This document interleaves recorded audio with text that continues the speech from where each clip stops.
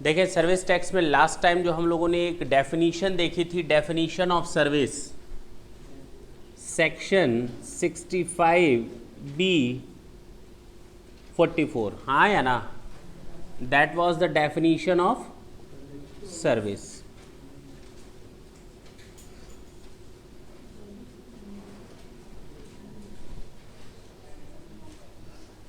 आज जो हम लोग सेक्शन स्टार्ट करेंगे that is your section 66, that is your basic section of service tax. अब तक हम लोग केवल स्टोरीज ही पढ़ रहे थे। Charges of service tax, section 66 क्या कहता है ये सेक्शन, और किस चीज पर चार्ज लगता है, किस चीज पर चार्ज करता है सर्विस टैक्स को? There shall be levied a tax, ढंग से सुने, there shall be levied a tax as at the rate of 12%। एक टैक्स लगेगा जो कितने रेट से होगा? 12%। ध्यान देंगे, there shall be levied a tax as at the rate of 12% on the value of all services। यानी एक टैक्स चार्ज किया जाना है जो 12% ऑन ऑल सर्विसेज पर चार्ज किया जाना है। जितनी भी सर्विसेज आप प्रोवाइड करते हो उन सब पर 12% के हिसाब से क्या चार्ज किया जाएगा? सर्विस टैक्स चार्ज किया जाएगा। A tax shall be charge as at the rate of 12% on all service provided other than those specified in the negative list। अब तो हम लोग का कंप्रहेंसिव अप्रोच यूज हो रहा है। कौन सा अप्रोच? तो जाहिर सी बात है, other than those specified in negative list. Negative list में जितनी भी सर्विसेज हैं उनको आप छोड़ दें, निगेटिव लिस्ट में जितनी भी चीज़ें हैं उनको आप छोड़ दें, बाकी सारी सर्विसेज पर आप क्या लगाएंगे? Service tax. मैंने तुम लोग को एक और चीज़ बताई थी, दो चीज़ों पर सर्विस टैक्स नहीं लगता, मैं पहले भी डिस्क्राइब कर चुका हूँ। एक तो नेगेटिव लिस्ट और दूसरा मेगा एग्जेम्पशन नोटिफिकेशंस जो हैं उन पर सर्विस टैक्स नहीं लगता। क्लियर है?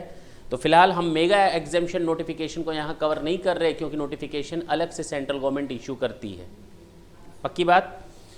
तो there shall be levied a tax as at the rate of 12% on all services other than those services which are mentioned or specified in negative list provided or agreed to be provided. ढंग से सुने, services provided और agree to be provided. बात समझ में नहीं आई sir. ये सर्विसेज प्रोवाइडेड तक तो ठीक है, agree to be provided means there must be a consent between two parties, that yes I will provide you service and against that you will pay me consideration. हाँ या ना? यही तो बात हुई थी हम लोग की, यही तो बात की थी हम लोगों ने। हाँ या ना? जब कॉन्ट्रेक्चुअल रिलेशनशिप आ जाता है दो लोगों के बीच में तो सर्विस टैक्स इंपोज हो जाता है। इंपॉर्टेंट चीज क्या है यहाँ पर? Contractual relationship. क्या? Contractual relationship. अगर मैं किसी चीज़ के लिए एग्री हो जाऊं आपको सर्विस देने के लिए तो वहाँ क्या चार्ज हो जाएगा? Service tax. लेकिन हाँ, सर्विस टैक्स सर्विसेज पर चार्ज होता है। किस पर चार्ज होता है? सर्विसेज पर चार्ज होता है। मैंने इसको कहा मैं तुम्हें पढ़ाऊंगा, फीस नहीं लूंगा, क्या हम दोनों के बीच में कॉन्ट्रैक्चुअल रिलेशनशिप है? कॉन्ट्रैक्चुअल रिलेशनशिप तो हो जाएगा, लेकिन जरा ढंग से देखें, सर्विस नहीं है ये। सर्विस की डेफिनेशन से अलग कर दिया गया है फ्री सर्विसेज को, इसको सर्विस माना ही नहीं गया है। बात समझ में? तो हमारा यहां कोई टैक्स नहीं चार्ज होगा। क्लियर? फिर से पढ़ते हैं। प्रोवाइडेड और agree to be provided in the taxable territory, ये भी जानते हैं हम लोग, by one person to another and collected in such a manner as may be prescribed. Service tax को इस तरह से कलेक्ट करना है एज मे बी प्रेस्क्राइब्ड। अब एज मे बी प्रेस्क्राइब्ड का मतलब होता है, जब भी ये वर्ड कहीं एक्ट में दिखे, मैं पहले भी बोल चुका हूं, एज मे बी प्रेस्क्राइब्ड का मतलब है rules are there, rules are there, यानी we have to move for rules. हमको अब रूल्स की ओर मूव करना पड़ेगा, हमको रूल्स पढ़ने पड़ेंगे, क्या प्रेस्क्राइब्ड है, किस तरह से कलेक्ट करना है। कलेक्शन के सारे सिस्टम कहाँ प्रेस्क्राइब्ड हैं? रूल्स में। पक्की बात? अब पढ़ते हैं डिटेल में, फिर से सुनना आप ढंग से। There shall be levied a tax, there shall be levied a tax as at the rate of 12% on all services except those which are mentioned or specified in negative list, on all services provided or agree to be provided in the taxable territory, in the taxable territory by one person to another। एक person अपने आप को नहीं दे सकता, बताया था, हाँ या ना? by one person to another and collected in such a manner which is prescribed, हाँ या ना? the effective rate of tax, जरा ढंग से देखें, टैक्स रेट कितना है? 12%। टैक्स रेट कितना है? 12%।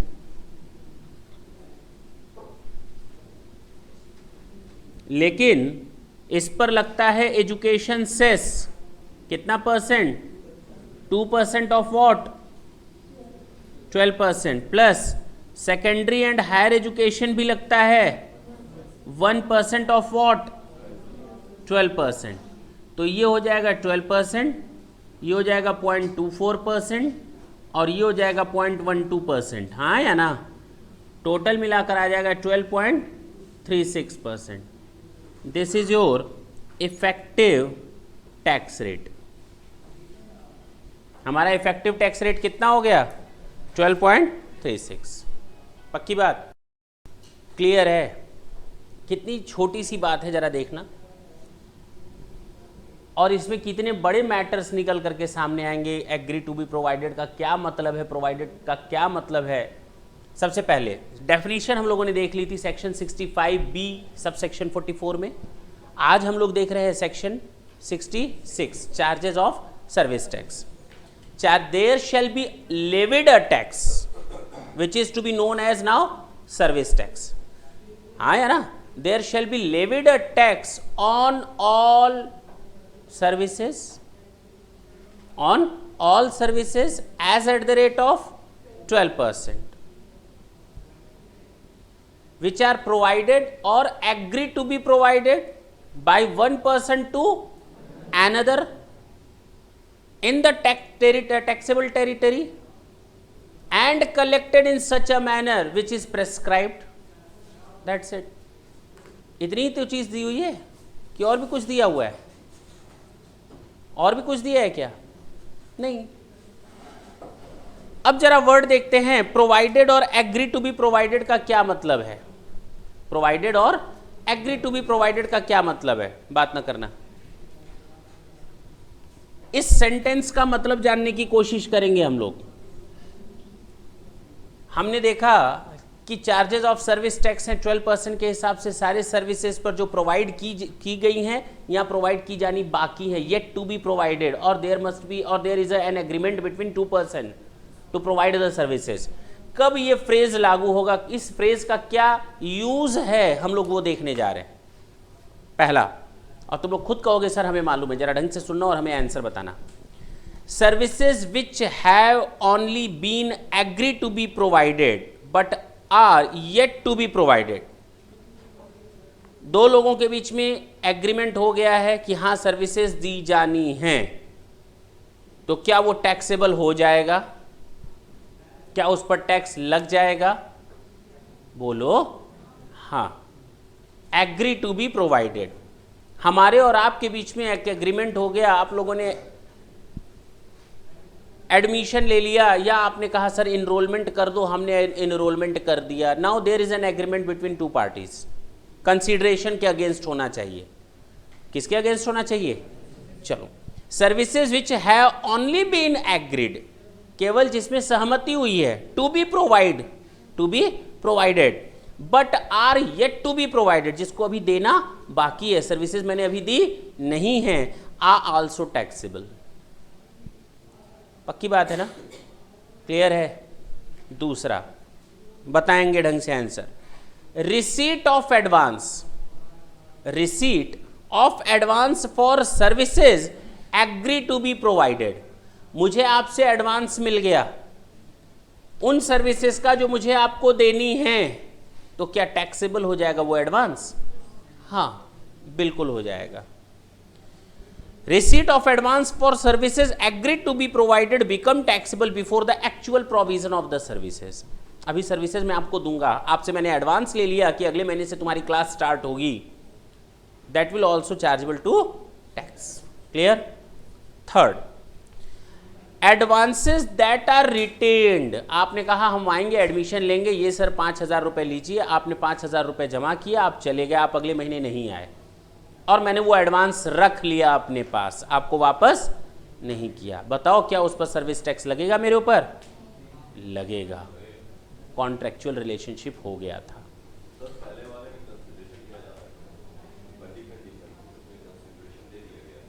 पहला फिर से एक बार बताते हैं अगर कंफ्यूजन है तो, services which have only been agreed to be provided, हम दोनों में आपसी सहमति हो गई है कि 10,000 रुपये आप दोगे, एवन यू डिडंट पे एवन अ सिंगल पेनी, आपने हमें 1 रुपया भी नहीं दिया, आपने कहा कि सर हम आपको 10,000 रुपये देंगे, हमने कहा ठीक है हम आपको पढ़ाएंगे, बात खत्म। टैक्सेबल हो गई सर्विसेज।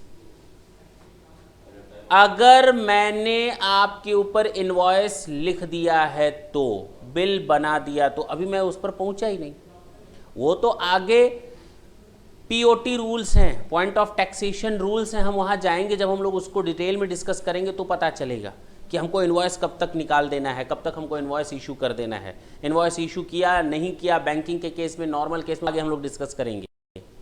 अभी तो हम लोग केवल देख रहे हैं कि किन किन पर टैक्सेस लगता है। तो अगर हमारे और आपके बीच में एक एग्रीमेंट हो गया है कि आप हमसे सर्विसेज लोगे, उसके अगेंस्ट आप हमको कंसिडरेशन दोगे और मैं आपको सर्विसेज दूंगा, तो ये एक टैक्सेबल सर्विस हो गई, दैट्स ए टैक्सेबल सर्विस हो गई। Taxable service means tax charge हो जाएगा। किस कंडीशन में चार्ज होगा, कब चार्ज होगा, ये हम लोग पॉइंट ऑफ टैक्सेशन रूल्स में पढ़ेंगे, क्योंकि अभी थोड़ी देर पहले मैंने तुम लोग को देखो बताया, as may be prescribed and are to be collected in such a manner as may be prescribed. और मैंने कहा जब प्रेस्क्राइब्ड वर्ड आता है तो इसका मतलब कहाँ जाना पड़ता है? रूल्स। तो रूल्स में देखेंगे कैसे कलेक्ट होता है इन सब चीज़ों पे, वो सिचुएशन हम लोग संभालेंगे, ठीक है ना। फिर से देखते हैं, services which have only been agreed to be provided but are yet to be provided are also taxable. First, second, receipt of advance are also taxable. Third, advances that are retained by the service provider, मैंने आपका advance जब्त कर लिया, आप service लेने नहीं आए, मैंने आपसे सर्विस के नाम पर क्या ले लिया था? एडवांस, और मैंने उसको जब्त कर लिया। Advances that are retained by the service provider in the event of cancellation of contract of service by the service receiver become taxable as these represent consideration for a service that was agreed to be provided. ये उस contract के against में था advance जो agreed to be provided था, जिसमें हमको services दी जानी थी, उस कॉन्ट्रैक्ट के अगेंस्ट हमें कुछ एडवांस मिला और मैंने उसको क्या कर लिया? अपने पास रिटेन कर लिया, क्योंकि कॉन्ट्रैक्ट क्या हो गया? कैंसिल हो गया। अब क्लियर है? पक्की बात है? तो ये भी टैक्सेबल हो जाएगा। बोलो। However, it is important to note that the liability to pay the service tax on taxable services arises the moment it is agreed to be provided without actual provision of service। मैंने ये पहले भी बताया, आज भी बताया, अब ये देखो फिर से इसको रिपीट कर रहा है। हम दोनों के बीच में एक एग्रीमेंट हो गया, that is enough to charge service tax on the services even the services are to be provided in future, भले ही वो सर्विसेज फ्यूचर में प्रोवाइड की जानी बाकी हूं। क्लियर है? कितना जाना, कुछ नहीं जाना हम लोगों ने, सेक्शन 66 था क्या, 4 लाइन का सेंटेंस है। There shall be levied a tax, there shall be levied a tax as at the rate of 12% on services which are provided or agreed to be provided by one person to another person, by one person to another person in what area? In a taxable territory, in taxable territory, and are to be collected in such a manner as may be prescribed. That's it. Clear? तो collection की बात हम लोग दूसरे तीसरे class में करेंगे आज से, लेकिन आज तो हम लोग यहाँ पर हैं, किसकी बात कर रहे हैं? स्कोप की बात कर रहे हैं, सर्विसेज की बात कर रहे हैं, किसकी बात कर रहे हैं? स्कोप की बात कर रहे हैं, सर्विसेज की बात कर रहे हैं। पक्की बात है ना? अब ये क्लियर है word agree to be provided का मीनिंग क्या निकलेगा? एग्री टू बी प्रोवाइडेड का मतलब there is an agreement between us even though the services are to be provided in future, I didn't take even a single penny from your side, but that type of service will also chargeable to tax. हाँ या ना? How? That will be discussed later on under the topic point of taxation rules. वो हम लोग बाद में discuss करेंगे। Second thing, advance हमको अगर कुछ मिल गया है और उसकी सर्विसेज मुझे दी जानी है, that advance will also be chargeable to taxable. अगर मैंने कोई एडवांस फॉरफिट कर लिया है, even the services would not be provided right now, but there was an agreement between us that I'll provide service to you and you have given me an advance and I forfeit that amount of advance, that amount of advance will also chargeable to tax. That's it. अच्छा sir, ये दो चीज़ें क्या हैं, ये SC और EC और SHE? She का मतलब वो वाला शी नहीं है, ये SHE है, एब्रीविएशन है इसका, secondary and higher education, secondary and higher education. EC का मतलब है इन्फोर्समेंट कमीशन ना, एजुकेशनल सेस। ईसी का मतलब है एजुकेशन सेस और एसएचई का मतलब है सेकेंडरी एंड हायर एजुकेशन। हटा सकते हैं इसको, अब बोलें?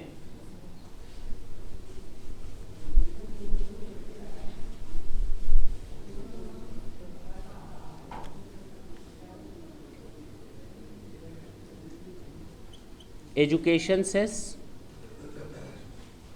और एसएचई का मतलब हो जाएगा secondary and higher education. Sir इन दोनों के बारे में थोड़ा डिटेल में बता दीजिए, हमें नहीं मालूम। क्यों? पक्की बात है ना? तो ये एजुकेशन सेस क्या है सर जी, और ये सेकेंडरी एंड हायर एजुकेशन क्या है, इसके बारे में थोड़ा बता दें। डिटेल में मैंने थोड़ा लिख रखा है यहाँ पर, क्या है ये education cess and secondary and higher education, जरा ढंग से देखें। Education cess and secondary and higher education, service tax education cess and secondary and higher education cess should be shown separately in the invoice. Last time मैंने बताया था कि हम लोग कभी भी तीनों को एक साथ नहीं लिखते। अब अगर मान लो मैंने 15 लाख की सर्विसेज दी हैं, 2 मिनट के लिए समझना, तो सर कितना टैक्स लगेगा? अरे मालूम तो है 12.36, बताओ ना कितना आया, कितना आया? 180 के ऊपर जाएगा, 2 लाख के आसपास, 185,400। हमने इनवॉइस बनाया, ये मेरा इनवॉइस है, मैंने आपको सर्विसेज दी, मैंने यहाँ पर लिखा फी फ्रॉम क्लाइंट, कितना रुपया? 15 लाख। मान लो तुमसे अकेले मुझे 15 लाख रुपए मिल गए, क्यों? तो टोटल हो जाएगा 15 लाख, प्लस मैंने कर दिया क्या? Tax, service tax as at the rate of 12.36%, 185,400। यानी अब मुझे तुमसे कितना लेना है टोटल? 16,85,400। टोटल हम आपसे इतना चार्ज करेंगे, 15 लाख मैं अपना चार्ज करूंगा और 1,85,400 मैं गवर्नमेंट के नाम से आपसे चार्ज करूंगा। In totality I would collect from your side 16,85,400। and out of that 16,85,400 I'll retain mine amount of rupees 15 lakh and I'll deposit the rest of amount of government in the government account. Clear? Treasurer account में चला जाएगा, चालान के through bank में जमा हो जाएगा, that is another matter. वो हम लोग बाद में डिस्कस करेंगे कैसे कलेक्ट करना है, कैसे पेमेंट करना है, कैसे पेमेंट होता है, कौन सा चालान भरा जाता है, वो सारी चीज़ें बाद में होंगी. फिलहाल ये समझ में आई बात. ये इनवॉइस इस तरह से बनता है. अगर आप कहते हो सर हम तो ऐसे दिखाएंगे, आप ऐसे नहीं दिखा सकते, आपको क्या करना पड़ेगा मालूम है? 12% अलग दिखाना पड़ेगा, प्लस एजुकेशन सेस 2% का अमाउंट अलग, plus secondary and higher education cess का 1% अमाउंट अलग. तीनों अमाउंट आप अलग अलग दिखाओगे और टोटल आपका आएगा 16,85,400. ये वही लाइन है, अंडरलाइन कर लें, the most important line. Service tax, education cess and secondary and higher education should be shown separately in the invoice. invoice को अंडरलाइन कर लें या सर्किल बना लें. इनवॉइस में अलग अलग दिखाने हैं. क्लियर है? पहला. Second thing, these cesses paid on input services are available as credit for payment of cesses on output services और final products. समझ में नहीं आया? सुनिए इधर. अब मैंने आपसे कितना कलेक्ट कर लिया? 1,85,400. मैं शॉर्ट में बता रहा हूं, अभी मैं डिटेल में नहीं डिस्कस कर रहा. 1,85,400 मेरे पास आया. ये मेरे पास आया तो मैं इसको कहाँ जमा कर दूं? गवर्नमेंट के अकाउंट पे. कितना ना हुआ? क्या था, मैंने जो आपको सर्विसेज दी, मैंने वो सर्विसेज कहीं से खरीदी और मैंने वो पास ऑन की. मेरी बात समझना. जैसे तुम लोग की सैटेलाइट क्लासेस चलती हैं, मैंने वहाँ से सर्विसेज खरीदी और मैंने आपको दी. उन्होंने मेरे ऊपर बिल चार्ज किया, मैंने यहाँ सर्विस टैक्स के साथ वहाँ पेमेंट किया. हाँ या ना? और वही सर्विसेज आप इनपुट की तरह ले रहे हो ना? हम यहाँ आपको किसकी तरह दे रहे हैं? वहाँ का इनपुट, यहाँ का आउटपुट. मैंने वहाँ से खरीदा और आपको दिया. आपसे सर्विस टैक्स लिया और मैंने वहां दिया. जो मैंने वहां दिया, क्या आपसे लेते समय इसको यहां से माइनस कर देंगे क्या? मेरी बात नहीं समझे. मुझे टैक्स देना पड़ रहा है ना, और मुझे लेना भी पड़ रहा है आपसे. मैंने आपसे सर्विस टैक्स लिया और मैं वहां टैक्स पे कर रहा हूं. तो मैंने जो वहां पे किया है 1,00,000 रुपए, क्या वो माइनस कर दें? गवर्नमेंट को हम टोटल कितना जमा करें? 85,400. क्या ये तरीका है? हाँ यही तरीका है, बिल्कुल यही तरीका है. अरे एक बात बताओ ना, गवर्नमेंट को टोटल जो आप आउटपुट, अल्टीमेट कंज्यूमर आप हो. अल्टीमेट कंज्यूमर कौन हो? आप हो. सर्विस प्रोवाइड करने वाला सर्विस रिसीवर, और मैं बीच में इंटरमीडियरी. क्लियर है? मैं एज एन एजेंट काम कर रहा हूं, वहां से सर्विस ले रहा हूं, वहां आपको सर्विस दे रहा हूं, आप हमसे सर्विस दे रहे हो. मैंने आपसे कलेक्ट किया 185,400, तो इसका मतलब अल्टीमेट कंज्यूमर से कितना कलेक्शन हुआ? 185,400. And that is the total amount which is to be deposited in the government account in totality. In totality हमने 1,00,000 रुपए उनको पे कर दिया है. किसको? जिससे मैंने सर्विसेज ली हैं. अब वो 1,00,000 का क्या करेगा? गवर्नमेंट के खाते में नहीं जमा करेगा क्या? नहीं करेगा. तो 1,00,000 वो जमा करेगा, 85,400 मैं जमा करूंगा. मैं 1,00,000 उधर भी पेमेंट करूं, 1,85,400 इधर से भी गवर्नमेंट को पे करूं, तो गवर्नमेंट के खाते में तो 2,85,400 चला गया, क्योंकि 1,00,000 तो वो भी गवर्नमेंट के अकाउंट में जमा करेंगे. अब बात समझ में आई? तो इसको हम कहते हैं क्रेडिट लेना.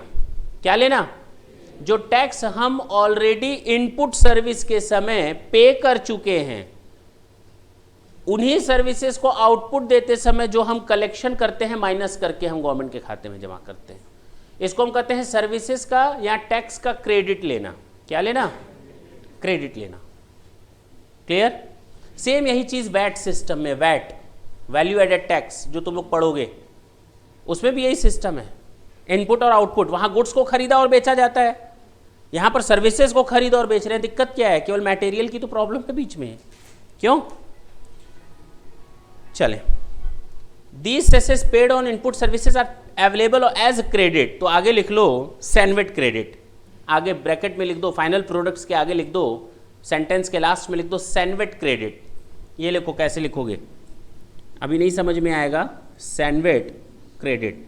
और इसके बारे में हम लोग पूरी एक क्लास चलाएंगे फिलहाल, बाद में, अभी हम इस पर कोई डिस्कशन नहीं करेंगे आज। इसको हम लोग कहते हैं क्या, सैनवेट क्रेडिट। क्लियर है? सैनवेट का मतलब होता है टैक्स या ड्यूटी। सैनवेट का मतलब होता है टैक्स या ड्यूटी। क्रेडिट का मतलब होता है like refund. Like refund, refund नहीं है, अभी हम इसके बारे में बात ही नहीं कर, मैं केवल हल्का सा हिंट दे रहा हूं कि इसका क्या सेंस लेकर हम लोग चलें कि आगे चीजें क्लियर हो। सैनवेट का मतलब होता है ड्यूटी, जो हम लोग सर्विस टैक्स पे करेंगे, now we will know it as CENVAT. क्या बुराई है क्या? ड्यूटी या टैक्स को हम सैनवेट का नाम देते तो कोई बुराई नहीं है? नहीं है ना? सैनवेट क्यों कहेंगे देखा जाएगा, क्रेडिट क्यों आया वो भी देखा जाएगा। यानी जो ड्यूटी मैंने दी उसको अगर हम वापस ले लेते हैं, रोक लेते हैं, तो उसको हम कहते हैं सैनवेट क्रेडिट। ठीक, फिलहाल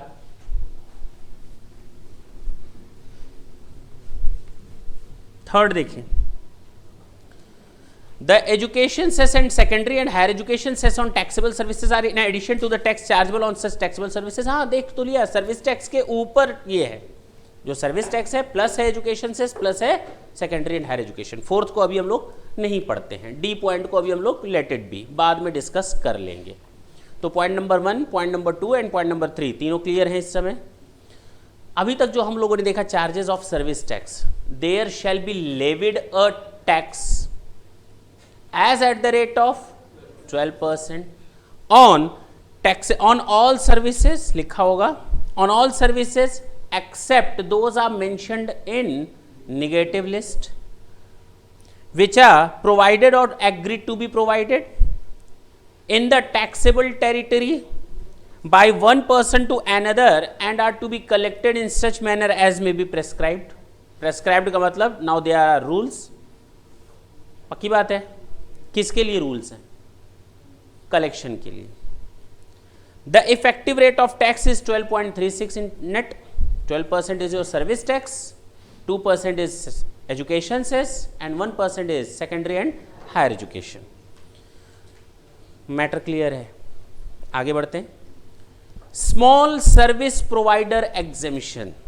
गवर्नमेंट इतनी भी निष्ठुर नहीं है, जालिम नहीं है कि छोटे छोटे लोगों पर, छोटे छोटे मतलब कद से छोटे नहीं, जो छोटे बिजनेसमैन होते हैं उनके ऊपर भी क्या चार्ज कर दे, सर्विस टैक्स। बात समझना, गवर्नमेंट ऐसा पाप नहीं करेगी कि बेचारा जो छोटा बंदा है मार्केट में आया है अभी अभी बिजनेस करने, उसके ऊपर भी टैक्स लगा दे। ठीक है ना? तो गवर्नमेंट ने उनको कहा है स्मॉल सर्विस प्रोवाइडर, एसएसपी नहीं लिखा हुआ है, एसएसपी लिखा हुआ है, SSP small service provider. In small service provider को हम कैसे आइडेंटिफाई करेंगे that this is the small service provider and this is not a small service provider? Government ने एक लिमिट बना दी जिसको हम लोग कहते हैं थ्रेश होल्ड लिमिट, जिसको हम कहते हैं थ्रेश होल्ड लिमिट। ये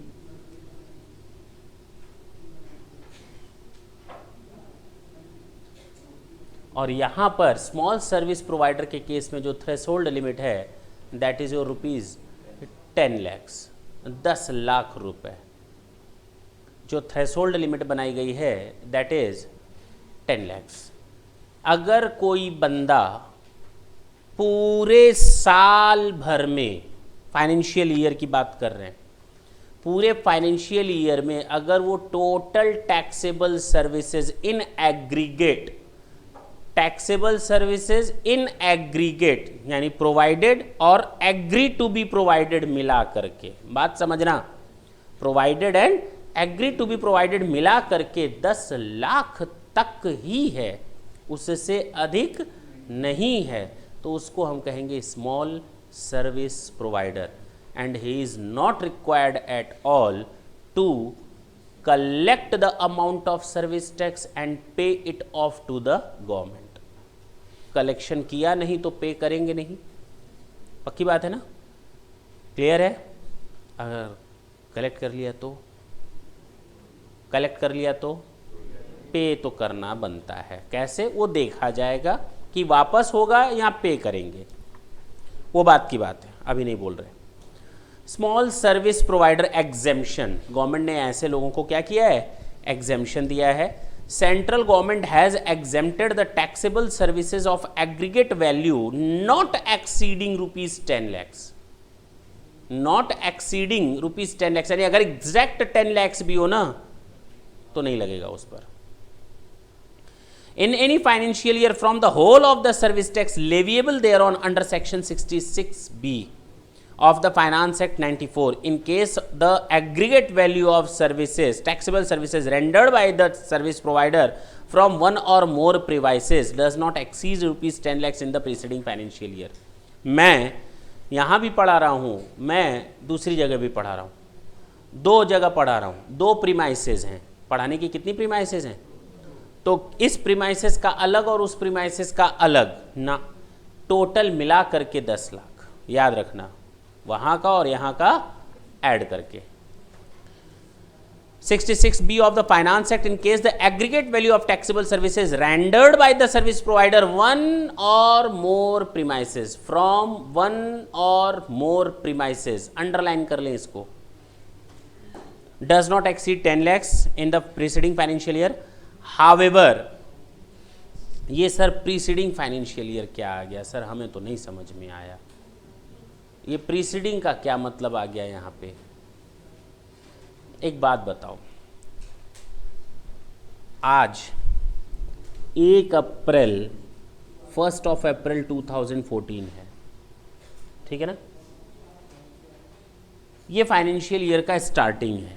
ढंग से सुनना, अभी अपने आप क्लियर हो जाएगा कि ये कहना क्या चाहता है। और एंड कब होगा, 31 मार्च 2015। कोई दिक्कत नहीं है, टैक्स हम न कलेक्ट करेंगे न देंगे। क्यों, जब 10 लाख हो गया तब सोचेंगे, पक्की बात है ना। गवर्नमेंट ने कहा बेटा ऐसे नहीं चलने वाला,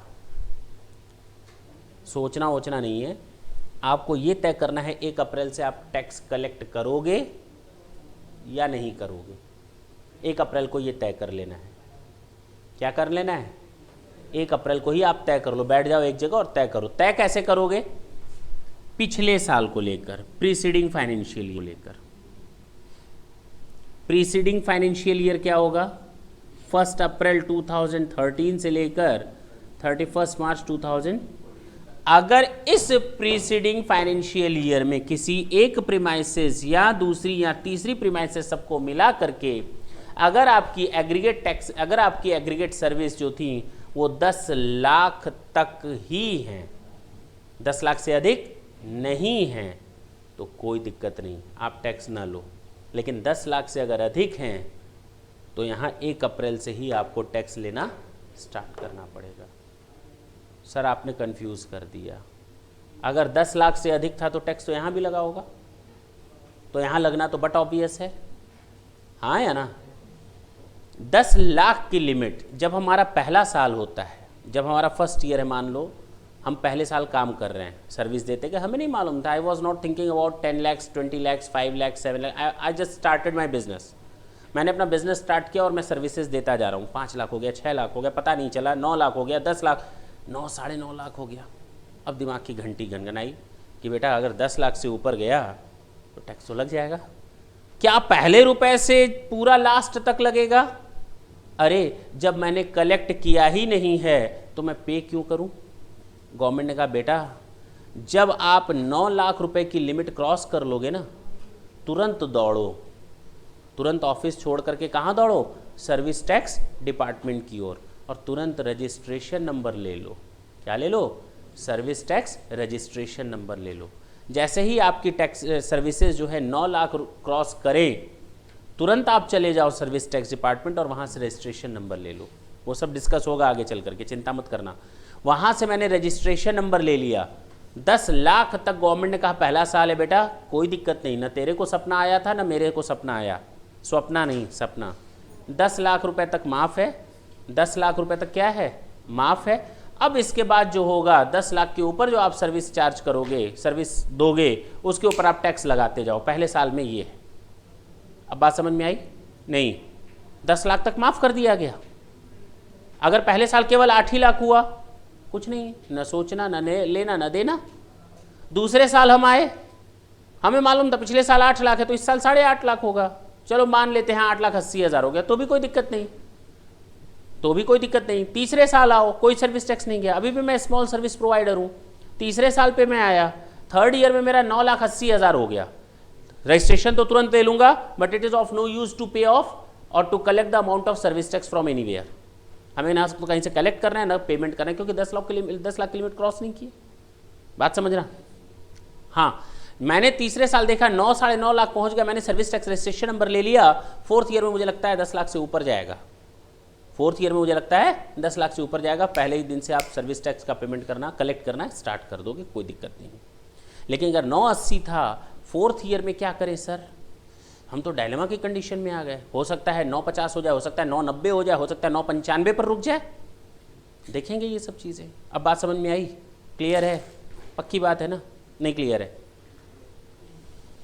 स्मॉल सर्विस प्रोवाइडर एग्जेम्पशन, अगर छोटा सर्विस प्रोवाइडर है तो उसको एग्जेम्पशन दी गई है 10 लाख रुपए तक की थ्रेशोल्ड लिमिट की।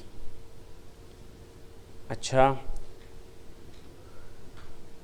However such exemption is not available to the taxable service provided by a person under a brand name or trade name, whether registered or not, of another person, and to such value of taxable services in respect of which service tax is payable on reverse charge mechanism by a person। फिलहाल reverse charge को छोड़ दो, इधर देखो,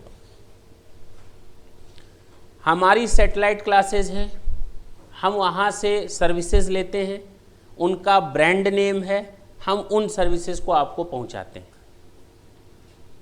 1 रुपये भी tax, 1 रुपये भी अगर मैं आपसे चार्ज करूँगा तो सर्विस टैक्स बनता है क्या? तो ब्रांड नेम और ट्रेड नेम अगर मैं किसी का यूज़ करते हुए आपको सर्विसेज दे रहा हूँ तो ये 10 लाख की थ्रेशोल्ड लिमिट वहाँ काम नहीं करेगी। क्लियर है? पक्की बात? चले आगे। अब ये सर रिवर्स चार्ज मैकेनिज्म नहीं समझ में आया, वो बाद में डिस्कस करेंगे, सारी चीजें अपने आप क्लियर होती जाएंगी। The exemption content in this notification shall apply subject to the following condition namely. छोड़ दें, पूरा छोड़ दें, ये पॉइंट पूरा जितना भी है सब छोड़ दें, क्योंकि पूरा सैंडविच क्रेडिट के बारे में डिटेल्ड है, पूरा का पूरा सैंडविच क्रेडिट के बारे में डिटेल में बताया गया है, वो बाद में हम लोग डिस्कस करेंगे, मैं पहले ही बोल चुका हूँ। ये सर ब्रांड नेम और ट्रेड नेम क्या होता है और वेदर रजिस्टर्ड और नॉट का क्या मतलब है? हम लोगों ने अभी तक देखा service tax, charges of service tax, there shall be levied a tax as at the rate of 12% on all services except those which are specified in negative list, provided or agree to be provided in taxable territory by one person to another and are to be collected in such manner as may be prescribed। Clear है? यानी उसके लिए हमको क्या करना पड़ेगा? Rules पर जाना पड़ेगा, बस इतना ही बताया।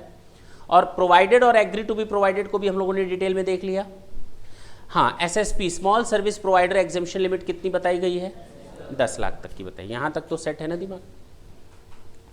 हाँ, ब्रांड नेम और ट्रेड नेम को हटा दिया गया, वहां पर आप अंडरलाइन भी कर सकते हो।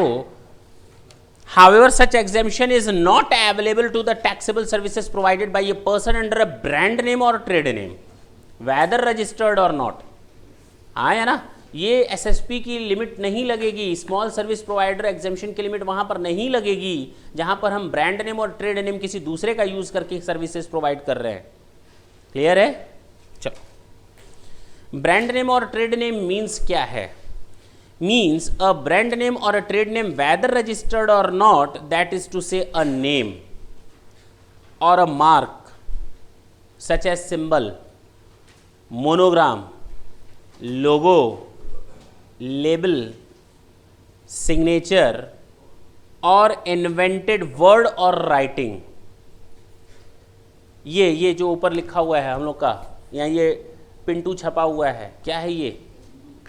हाँ, असल में इसको जिस कलाकार ने बनाया था उसका नाम पिंटू था, तो इसका नाम भी पिंटू कर दिया गया। तो ऊपर जो है देखो ये राइटिंग है, इसको हम कहेंगे राइटिंग, जिस वे में लिखा हुआ है, जिस लहजे में लिखा हुआ है, नहीं है। बगल में देखो तो मोनोग्राम है, या कह सकते हो क्या है ये, ट्रेडमार्क। जरा देखें आगे,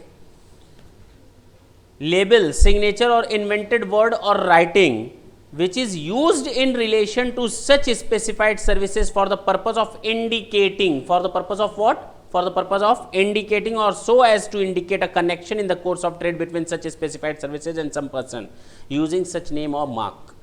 तो अगर हम किसी से कोई सर्विसेज लेते हैं उनके ट्रेड नेम से या ब्रांड नेम से, कैसे पता चलेगा ब्रांड नेम है, कैसे पता चलेगा? वो लोगो, वो मोनोग्राम, वो लेबल, वो राइटिंग, वो इन्वेंटेड वर्ड जब हम यूज़ करके बिजनेस करते हैं तो दूर से पता चल जाता है इसका क्या मतलब होता है, ठेंगा ना थम्सअप।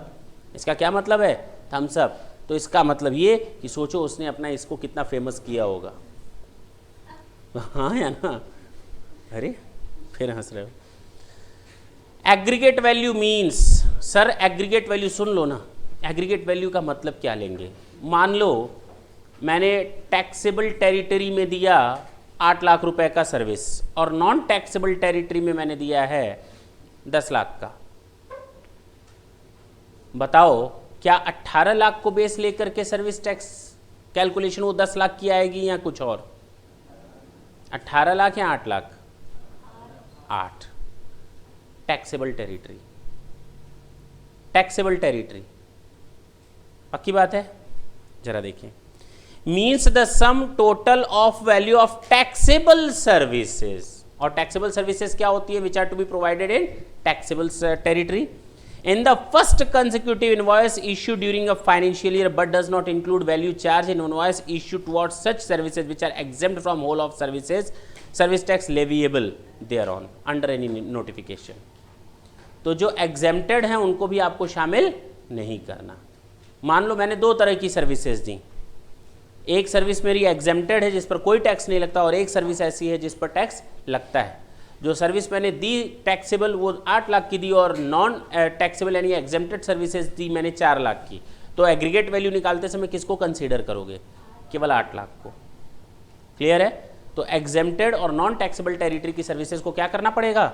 हटाना पड़ेगा। फिर से पढ़ते हैं, aggregate value means the sum total of value of taxable services charge, taxable services को अंडरलाइन कर लो, sum total of the value of taxable services, ताकि तुम लोग इसमें से नॉन टैक्सेबल टेरिटरी की सर्विसेज को हटा सको। Charge in the first consecutive invoice, consecutive invoice का मतलब पहले ही, issued during a financial year but does not include value charged in invoice issued for those services which are exempt from services, which are exempt from service tax। जो service tax से exempt services है उनको हम शामिल नहीं करेंगे। Clear है? पक्की बात है? इसमें कोई दिक्कत है? पक्का? तो ब्रांड नेम और ट्रेड नेम का मतलब समझ में आ गया। Label, word, invented word, particular design, art या मोनोग्राम, लोगो, राइटिंग, ये सारी चीज़ें क्या आएंगी? ट्रेड नेम और ब्रांड नेम में आएंगी। और दूसरा एग्रीगेट वैल्यू का मतलब भी हम लोग को समझ में आ गया। ये हमारा बेस था। हम लोगों ने जब अभी चार्जेस ऑफ सर्विस टैक्स पढ़ा था तो जरा देखो फिर से, there shall be levied a tax as at the rate of 12% on all services except those which are specified in negative list. बेटा वो समय आ गया। निगेटिव लिस्ट कौन सी सर्विसेज मेंशन्ड हैं? 66D, डी का मतलब डुप्लीकेट है कि नहीं, उनको हटा दो। 66D, अभी तक हम लोग 66 पढ़ रहे थे और 66D।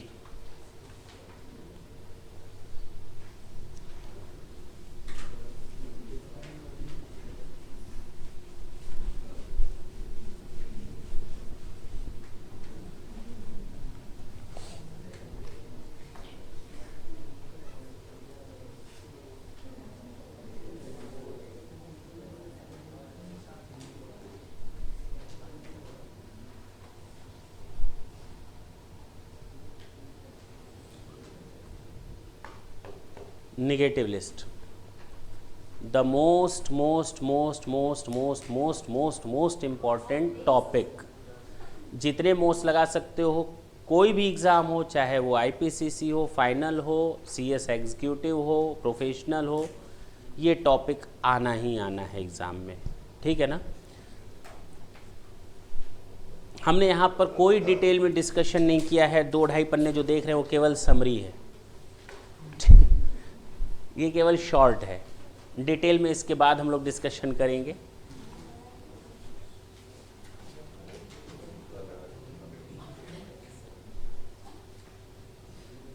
कम है ना?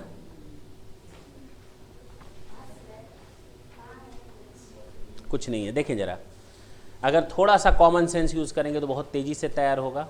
दिमाग खोल कर रखना है, नहीं तो आप रटते रटते थक जाएंगे, लेकिन रटाएगा नहीं। रट्टा मार होता रह जाएगा, कुछ नहीं होने वाला। फिर समझना है।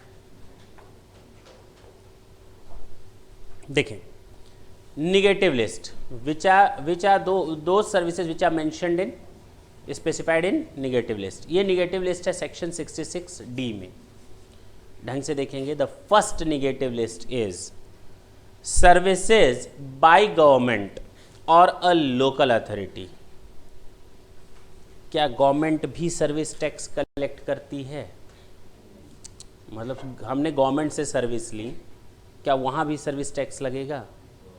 बिल्कुल लगेगा, बिल्कुल लगेगा, आराम से लगेगा। दिमाग से तो ये बात निकाल लो। तो सर आपने यहाँ तो लिखा है नेगेटिव लिस्ट में। अरे बेटा ज़रा उसके नीचे वाली लाइन पढ़ो, एक्सेप्शंस भी तो लिखे हुए हैं, है ना? नहीं लिखा हुआ है? नॉर्मली गवर्नमेंट की सारी सर्विसेज माफ़ हैं। जो गवर्नमेंट हमको सर्विसेज देती है वो सब माफ़ है, लेकिन गवर्नमेंट ही देती हो।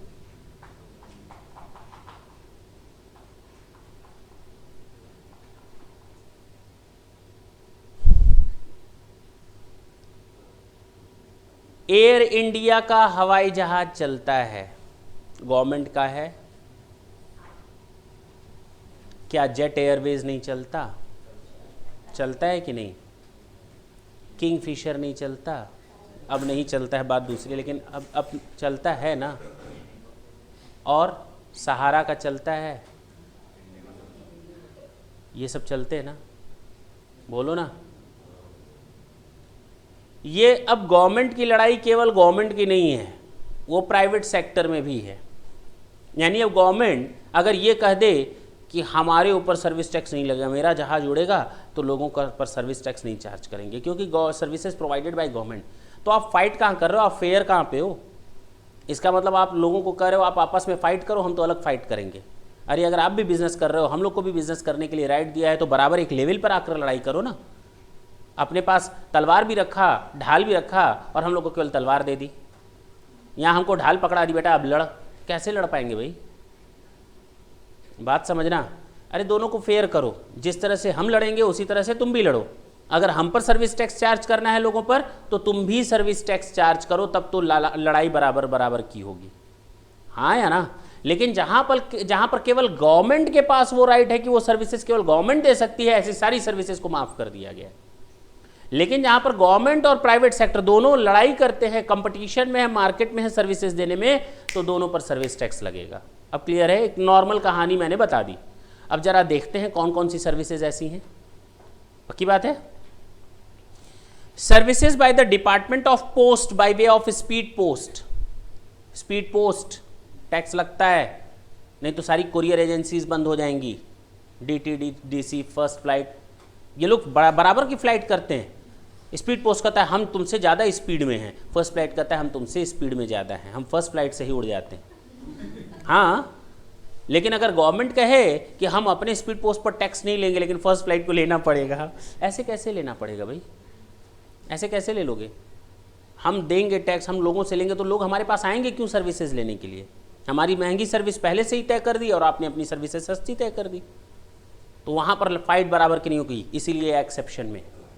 तो speed post, express parcel post, life insurance. Life insurance क्यों भाई? लाइफ इंश्योरेंस, अरे HDFC वाला भी लाइफ इंश्योरेंस कर रहा है, ICICI वाला भी लाइफ इंश्योरेंस कर रहा है, बजाज वाला भी लाइफ इंश्योरेंस कर रहा है, सारे लोग तो लाइफ इंश्योरेंस में आ रहे हैं। मैक्स वाला भी लाइफ इंश्योरेंस कर रहा है, गवर्नमेंट भी लाइफ इंश्योरेंस है। LIC को छोड़ दोगे, बाकियों पर सर्विस टैक्स लगाओ कि क्या बराबर की फाइट हो पाएगी? तो भैया अगर उन पर सर्विस टैक्स लगता है तो आप भी अपने LIC पर सर्विस टैक्स लो, ठीक है। तो लाइफ इंश्योरेंस पर सर्विस टैक्स लगेगा, स्पीड पोस्ट एक्सप्रेस पार्सल पर टैक्स लगेगा, and agency services provided to a person other than government, ठीक है। If post office has provided other services, speed post को छोड़ दो, पार्सल एक्सप्रेस पार्सल पोस्ट को छोड़ दो, लेकिन अदर बेसिक मेल, हम क्या कुरियर एजेंसी में बेसिक मेल करने जाते हैं? क्या कभी कोई बंदा जाता है कुरियर वाले के पास, कहता है ये बेसिक मेल कर दो मेरा? अरे वो वहाँ पर सर्विस है ही नहीं, वहाँ तो स्पीड पोस्ट की तरह की सर्विसेज है, ज़रूरतमंद लोगों की, कि आपका काम तुरंत होगा। हाँ है ना, तभी तो कुरियर के यहाँ जाता है। तो वहाँ पर कोई टैक्स नहीं लगेगा, क्योंकि गवर्नमेंट की वहाँ पर किसी से कोई फाइट नहीं है। अब क्लियर हुआ? नहीं, अब क्लियर हुआ कि नहीं? तो लिखा है if post office has provided other services like basic mail services known as postal services such as post card, inland letter. क्या पोस्ट कार्ड जाता है क्या कुरियर से? कोई नहीं जाएगा करने, कुरियर का चार्ज लगेगा, है कि नहीं? Post card, inland letter, book post, register post, transfer of money through money order, operation of saving accounts, issue of postal order, pension payment and other such services, it will be exempt from service tax. If post office has provided services of speed post, express parcel post, life insurance or agency services, it is taxable, but if such services are given to the government, it is exempt. अगर speed post वाला government को service दे रहा है, क्या government department कहेगा सुन लो, मैं तुम लोग को CA की क्लास देता हूँ, CS की क्लास देता हूँ, मेरे बच्चे को भी CA करना है, मैंने उसको बगल वाले के यहाँ एडमिशन करवाया, अपने यहाँ एडमिशन नहीं करवाया, क्योंकि मुझे मालूम है अच्छा नहीं पढ़ाते। हमारा होटल है मारवाड़ी होटल, देखो सामने है, अक्षत का मारवाड़ी होटल है, लेकिन खाना ये बगल वाले होटल में खाने जाता है। उसको मालूम है उसमें कंकड़ मिलेंगे, पत्थर मिलेंगे, सफ़ेद और काले बाल मिलेंगे। तो ये खाना नहीं खाता अपने यहाँ, बगल वाले के यहाँ जाता है खाना खाने। क्यों? इनके पिताजी डॉक्टर है, लोगों को कहता है आओ मैं सारे मर्ज की दवा करता हूँ, लेकिन जब खुद अपने बच्चे अपनी दवा करनी होती है तो पड़ोस के डॉक्टर के यहाँ जाते हैं, बेटा हमसे दवा मत करवाओ, गलत इंजेक्शन लग गया तो। बात समझना, अरे गवर्नमेंट है, बात समझना, गवर्नमेंट है, गवर्नमेंट को जब सर्विसेज लेनी होंगी तो क्या DTDC में जाएगी? हमें आप पर भरोसा है, आप 2 दिन में पार्सल पोस्ट कर दोगे, अपने वाले पर भरोसा नहीं है। अरे क्यों नहीं है? तो गवर्नमेंट ऐसा काम नहीं करेगी। हमको पढ़ाना होगा तो अपने बच्चे को यहीं एडमिशन देंगे, इनके पिताजी इनका इलाज खुद करेंगे, वो मारवाड़ी होटल में अपने खाना खुद खाएगा। बात समझ में आई? तो वही गवर्नमेंट का भी हाल है, सरकारी वकीलों पर तो भरोसा ही नहीं है, हम तो प्राइवेट वकील हायर करेंगे। बात समझना, क्यों फहद? हाँ, तो सरकारी वकील ही रखे जाते हैं गवर्नमेंट की ओर से फाइट करने के लिए, क्योंकि गवर्नमेंट को अपने वकील, लेकिन वही सोनिया गांधी का इलाज कराना हो तो इंडिया में नहीं है। वो विदेशी डॉक्टरों पर ज़्यादा भरोसा है। वाजपेयी जी को घुटने का इलाज कराना हो तो विदेशी डॉक्टरों पर ज़्यादा भरोसा है। तो कहने का मतलब ये है कि गवर्नमेंट को अगर कुरियर सेवा लेनी होगी तो किसके यहाँ जाएगा? स्पीड पोस्ट में जाएगा। तो गवर्नमेंट से ही चार्ज करेगा। वो तो नॉर्मल लोगों के साथ फाइट जब हो रही है पब्लिक के बीच में, तो वहाँ पर सर्विस टैक्स चार्ज किया जा रहा है। तो गवर्नमेंट से अगर यही स्पीड पोस्ट, यही एक्सप्रेस पार्सल पोस्ट गवर्नमेंट का किया जाए तो वहाँ पर सर्विस टैक्स नहीं लगेगा। अब बात समझ में आई? चलो, तो अंडरलाइन कर लें, but if such services are given to the government it is exempt. तो वर्ड पूरा पढ़ेंगे, यहाँ से अलग कर देंगे। कहाँ से? If post office has provided services, if post office has provided services, हमको ये नेक्स्ट पैरा में लिखना था, पैरा सेम हो गया है।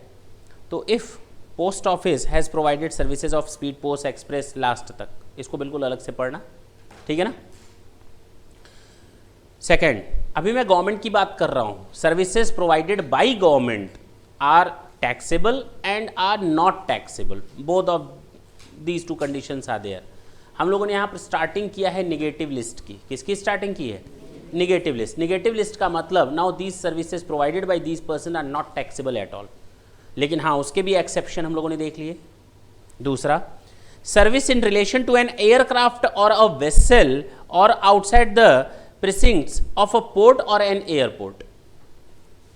अगर पोर्ट, एयरपोर्ट, वेसल और एयरक्राफ्ट की फैसिलिटीज दी जा रही हैं तो लड़ाई बराबर की है। प्राइवेट वेयर हाउस भी होते हैं, गवर्नमेंट के भी वेयर हाउसेज होते हैं। पोर्ट की फैसिलिटी उनको गवर्नमेंट भी यूज़ करती है और प्राइवेट सेक्टर भी यूज़ कर रहा है, वहाँ पर सर्विसेज दोनों की दी जाती हैं। तो कहा गया वो भी एक्सेप्शन है, वहाँ पर भी सर्विस टैक्स लगेगा, क्योंकि फाइट बराबर की होनी चाहिए। शिप गवर्नमेंट के भी चलते हैं और नॉन गवर्नमेंट के भी चलते हैं, वेसल गवर्नमेंट के भी चलते हैं और नॉन गवर्नमेंट के भी चलते हैं।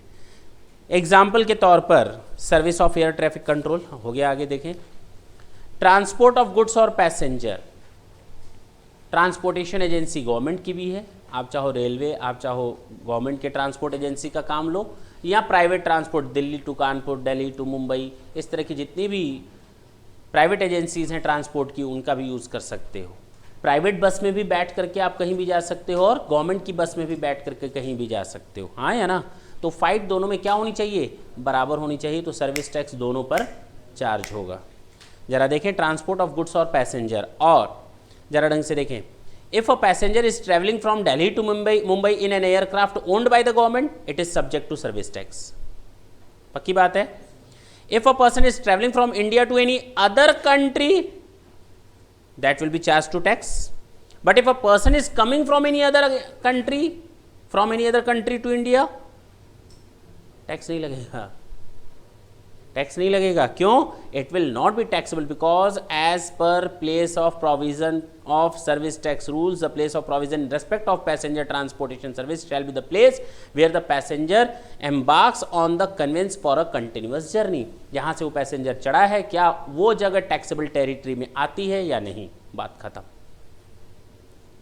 क्योंकि वहीं तय करना होता है कि सर्विस टैक्स कलेक्ट किया जाए या नहीं। पता चला एक आदमी अमेरिका से दिल्ली उतरा, उतरते ही सर्विस टैक्स दो, टैक्स तो काहे का टैक्स, वहाँ से चढ़े हो ना तुम टैक्सेबल टेरिटरी में आ गए। अरे भैया ऐसे नहीं होगा। किस चीज़ पर टैक्स, किस चीज़ का टैक्स? जहाज़ का। जहाज़ कहाँ का है? अमेरिका का है। टैक्स कौन ले रहा है? Indian government. पॉसिबल ही नहीं है।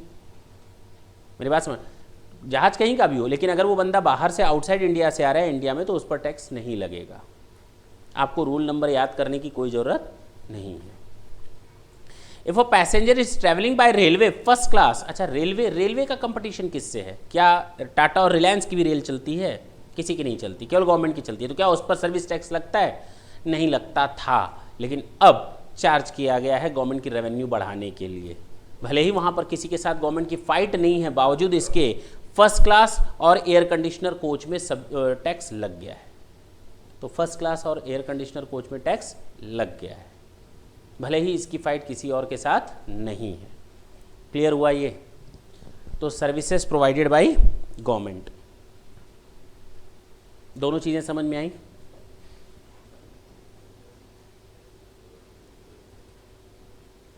तो मैंने स्पीड पोस्ट बताया, इंश्योरेंस बताया, vessel, aircraft, ship, railway, transport, that's it. यानी आने जाने के जितने साधन हैं उन्हीं के बारे में बात हुई। चाहे आप जाओ, चाहे आप किसी को भेजो, मतलब गठरी को। Rational behind taxing certain activities of the government on local authorities, मैंने बता दिया ना, और लोकल अथॉरिटीज मैंने बता तो दिया। क्या उसके पीछे लॉजिक था? कि ताकि दोनों की लड़ाई बराबर रख करके हो, अलग अलग ना हो। हाँ या ना? पढ़ लोगे इस चीज को? Business entity means any person ordinarily carrying out any activity relating to industry, commerce और एनी अदर बिजनेस और प्रोफेशन। ठीक है, मालूम है हमको नहीं, आप लोगों को भी मालूम है। सपोर्ट सर्विसेज, कौन कौन सी ऐसी चीज़ें होती हैं जो सपोर्ट सर्विसेज कहलाती हैं?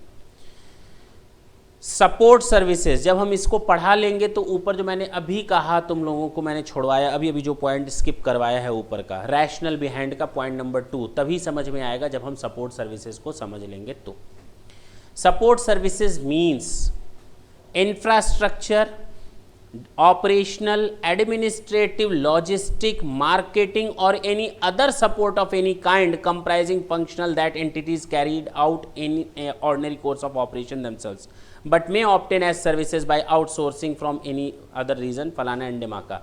कहने का मतलब इंफ्रास्ट्रक्चरल फैसिलिटीज़ हो गई, कौन कौन सी, ऑपरेशनल फैसिलिटीज़ हो गई, एडमिनिस्ट्रेटिव हो गई, लॉजिस्टिक या मार्केटिंग की फैसिलिटीज़ हो गई, या कोई भी अदर सर्विसेज सपोर्ट करने वाली।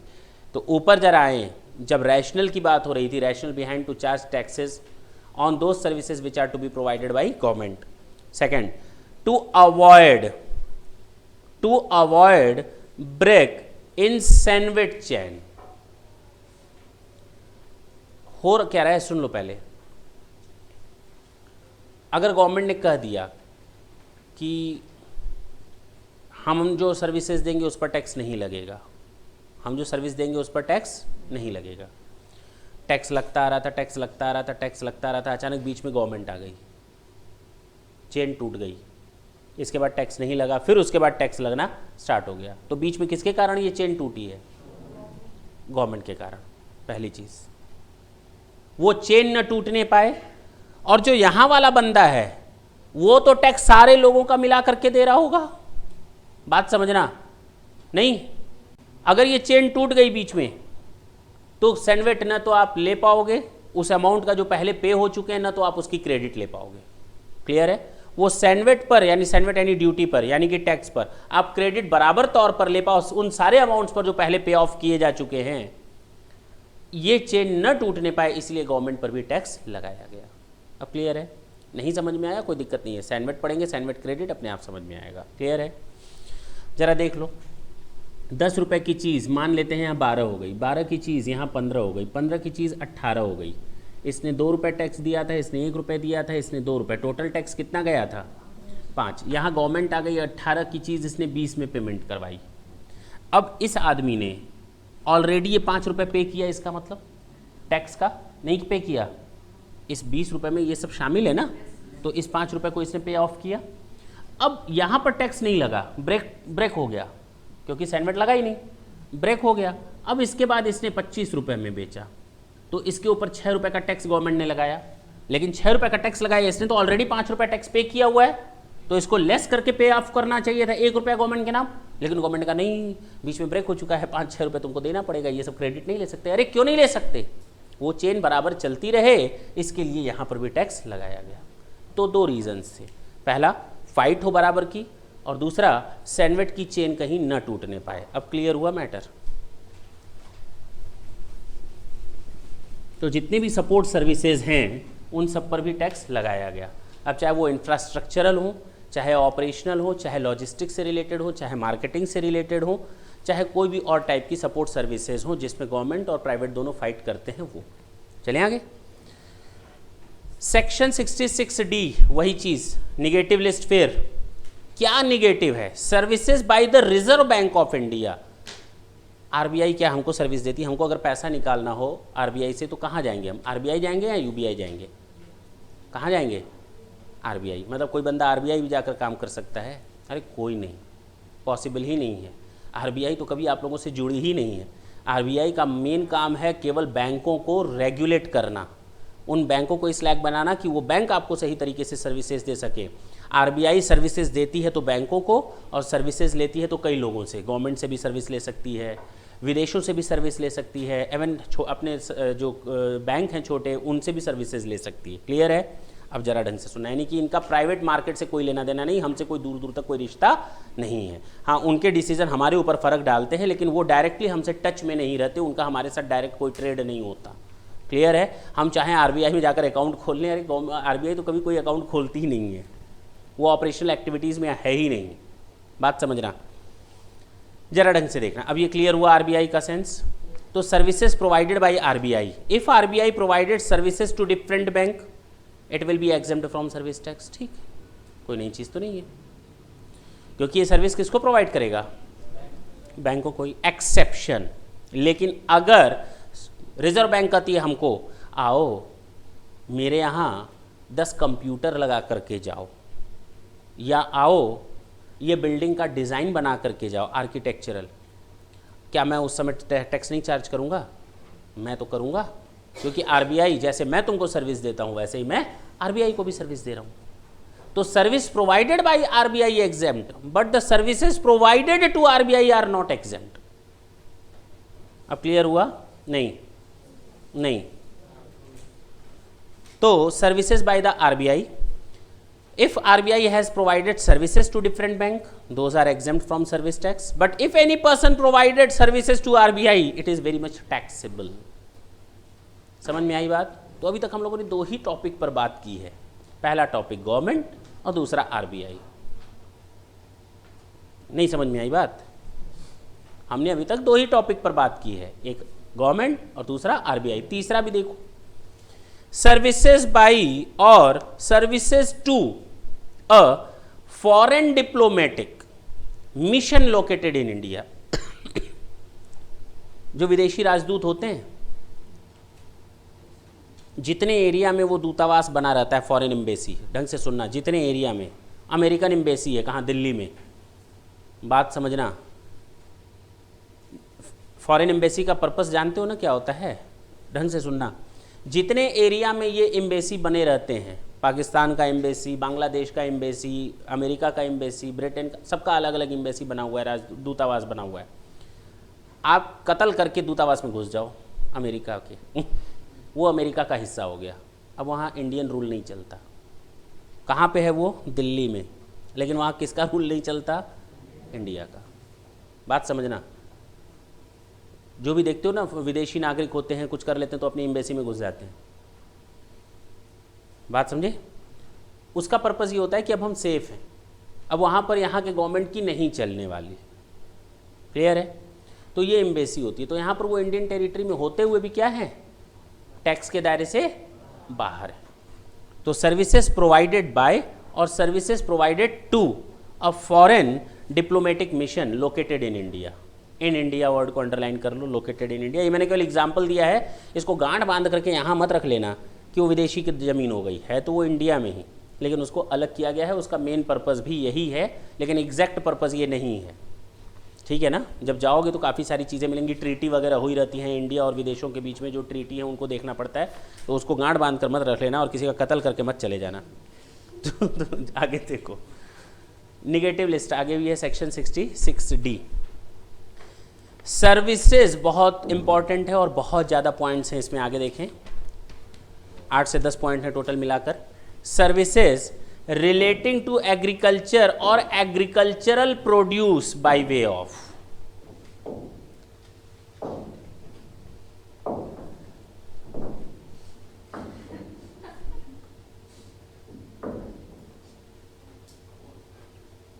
ढंग से सुने। और जो एक्सेप्शन वर्ड लिखा है उसको आप काट देंगे। यहाँ पे जो एग्रीकल्चरल के नीचे लिखा हुआ एक्सेप्शन, उसको आप काट देंगे,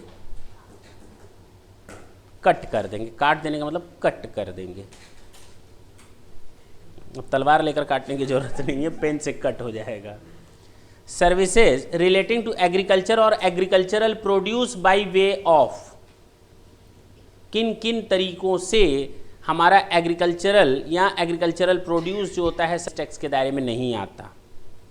एग्रीकल्चरल ऑपरेशन, अरे हम किसी चीज़ को, सामान को बना रहे हैं, प्रोड्यूस कर रहे हैं, हम अपना लेबर लगा रहे हैं किसी चीज़ को प्रोड्यूस करने में, तो जस्ट लाइक अ गुड्स, तो उस पर सर्विस टैक्स क्यों?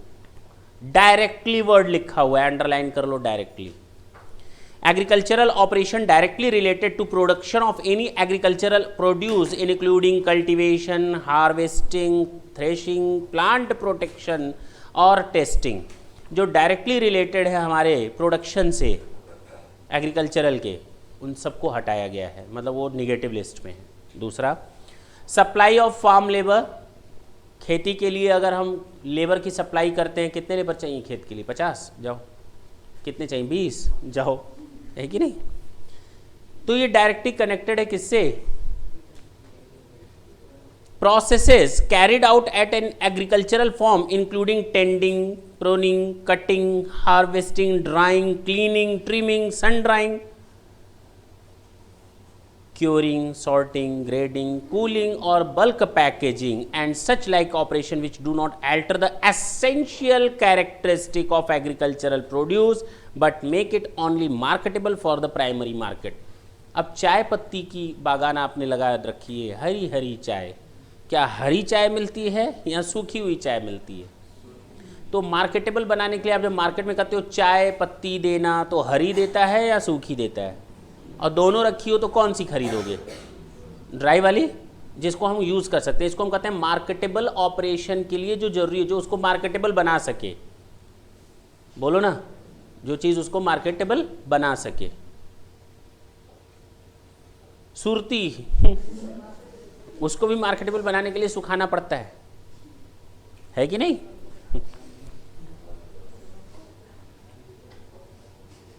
हाँ या ना? रेंटिंग और लीजिंग ऑफ एग्रो मशीनरी और वैकेंट लैंड विद और without a structure incidental to its use. अगर हम अपनी ज़मीन किराए पर उठा देते हैं खेती के लिए, या कोई मशीनरी किराए पर देते हैं खेती के पर्पज से, तो वो भी माफ है। लोडिंग अनलोडिंग पैकिंग स्टोरेज और warehousing of agricultural produce, सामान उठा रहे हैं, ट्रक में डाल रहे हैं, ट्रक से उठा रहे हैं, नीचे रख रहे हैं। लोडिंग अनलोडिंग, पैकेजिंग, स्टोरेज और वेयर हाउसिंग, ये सब माफ है, जो डायरेक्टली एग्रीकल्चरल प्रोड्यूस को बनाने के लिए यूज हो रहे हैं। Agricultural extension services, services by any agricultural produce marketing committee और बोर्ड, छोड़ दो इसको, यानी कि जो हमारा एग्रीकल्चरल से डायरेक्ट रिलेटेड है सिस्टम, उसको माफ कर दिया गया है, उस पर कोई भी सर्विस टैक्स नहीं लगेगा। हाँ या ना? क्लियर है?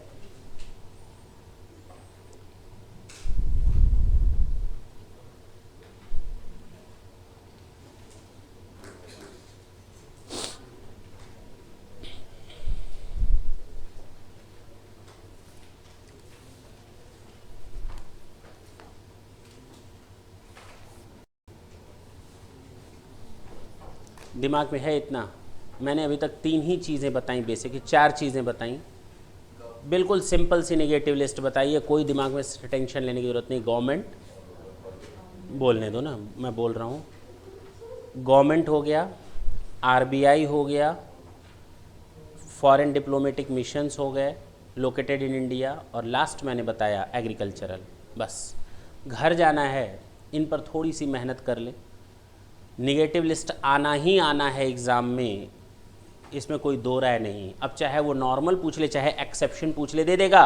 बताओ ये सर्विस टैक्स के दायरे में आएगा या नहीं? आप लिख दोगे ये निगेटिव लिस्ट में, गलत लिखोगे तो ये नहीं कि उसको हाँ लिख देना, वो सोच समझ कर लिखना।